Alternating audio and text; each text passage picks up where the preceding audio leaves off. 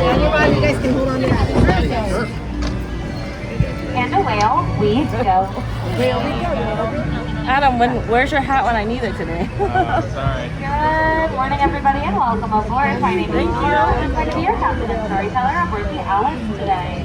Do you have a backpack and map? Before we start our story, that's for your Or have a backpack we ask that and you please remain seated, keeping all hands, arms, feet, and legs inside the boat at all times. Additionally, parents, please supervise children, and children, please supervise parents. That way, our story doesn't take any unexpected turns. A whale. Sorry. Now, most people will travel the stories through the pages of a book, but when doing so in person, the methods are a bit more magical or even menacing. However, as I like to say, when there's a whale, there's a way. And while it may seem like we're being swallowed by the jaws of monster the whale, the very same whale that swallowed Pinocchio, don't worry, he's simply helping to transport us to the magical world of Storybook Land. Now we begin as all good stories do with Once Upon a Time. For there was a big bad wolf who lived in the cave coming up on our left-hand side. He's always chasing after the three little pigs who lived across the way in their three houses on the right. One made of straw, one made of sticks, and one made of 100% guaranteed wolf-proof bricks. And just around the riverbend, our story is already taking quite a strange turn. For coming up on our left-hand side, you'll soon see a quaint English village where a little girl named Alice lived. One golden afternoon, she followed the white rabbit down the rabbit hole, and down she fell into Wonderland, where things only became curiouser and curiouser. But if Wonderland isn't your cup of tea, look no further than the second star to your right, and you'll see London Park, where Peter Pan and the Darling children first took flight. With faith, trust, and pixiness and Tinkerbell, they were all off to Neverland, where they would never ever have to grow up. And just a one jump ahead, we have the city of Agrabah, and the very same marketplace where a street rat named Aladdin first stole the heart of Princess Jasmine. Though the two were from two different worlds, with the help of their friends Abu, Carpet, and Genie, true love prevailed, and they lived happily ever after in the Sultan's palace. Love blooms in places like these, just like the roses that bloom in the golden archways above us. In fact, these are the very same archways that Jasmine and Aladdin went soaring over, under, and sideways through on their magic carpet ride to a whole new world. Here's the wild animals. And while these stories have their pages full of hope and light, they have their pages full of mystery as well, such as the Cave of Wonders, which is home to many treasures, including a magical lamp, which is the home of an all-powerful genie. Now the legend has it, those who free the genie from his lamp are granted 3 wishes, but who knows? Maybe if we make a wish right now, it might even come true. Genie. Treasure.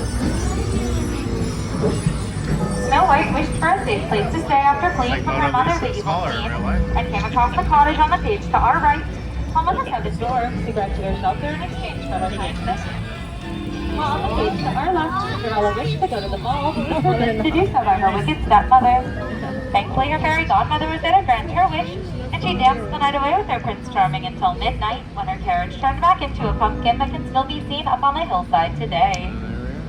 Now, while magic might have its limits, thankfully true love does not, as Cinderella and her prince were reunited, and they lived happily ever after. See a trend here.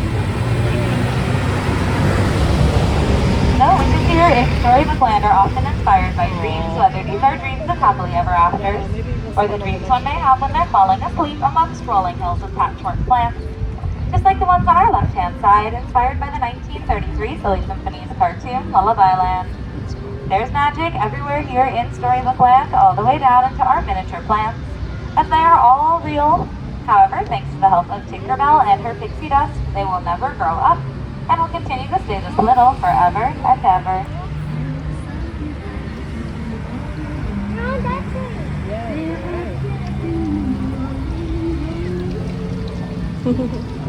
Now, I've heard some stories about some pretty bad drivers, but none of them as terrible as J. Thaddeus Toad, whose manor we are approaching on our left-hand side.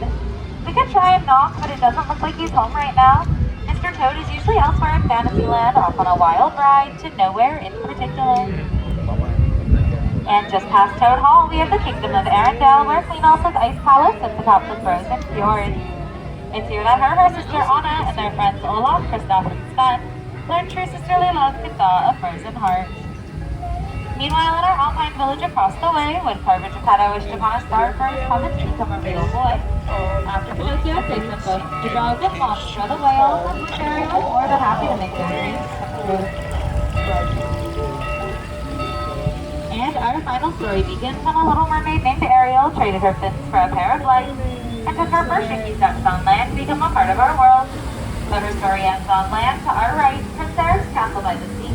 It begins to our left, and behind our waterfall you might catch a glimpse of Atlantica, where her father King Triton and her fishy sons, Flounder and Sebastian live. Tell everyone up there. And as we close the final chapter in our storybook and re-approach the dock, we ask that you please remain seated, keeping all hands, arms, and fingers inside the boat until we reach a full and complete stop. Once we do, I'll be asking everybody to stand up together on my count of 3 in the center of the boat for balance to make sure nobody has to go Finding Nemo.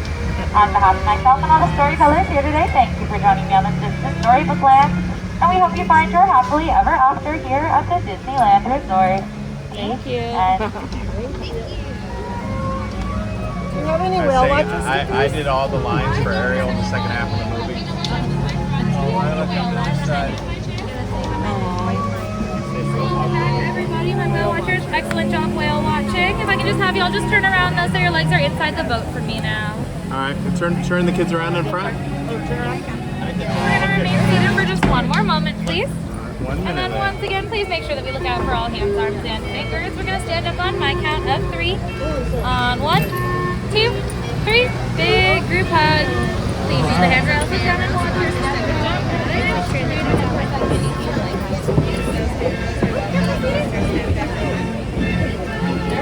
Follow Mama.